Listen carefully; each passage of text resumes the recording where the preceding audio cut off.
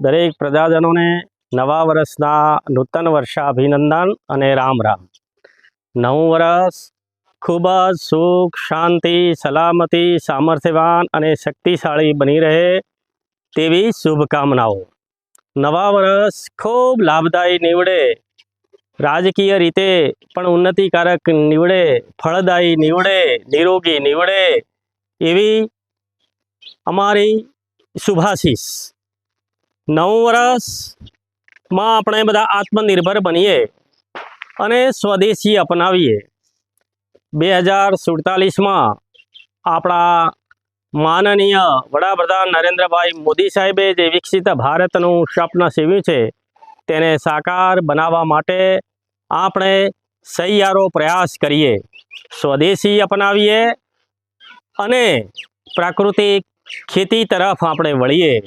અને આ નવા વર્ષે જે અમને બનાસકાંઠા જિલ્લામાંથી વાવ-થરાદ જિલ્લાની અમને ભેટ મળી છે અને વાવ તાલુકામાંથી જે ધરણીધર નવો તાલુકો બન્યો છે એ બદલ હું ભારતીય જનતા પાર્ટી, આપણા મૃદુ અને મકામ મુખ્યમંત્રી માનનીય શ્રી ભૂપેન્દ્રભાઈ પટેલ સાહેબ, આપણા જ વિધાનસભાના અધ્યક્ષ માનનીય શંકરભાઈ ચૌધરી સાહેબ, આપણા ગુજરાત સરકારના મંત્રી માનનીય શ્રી સ્વરૂપજીભાઈ ઠાકોર સાહેબનો હું ખૂબ ખૂબ આભાર માનું છું। વસ્તુ ભારત માતા કી જય।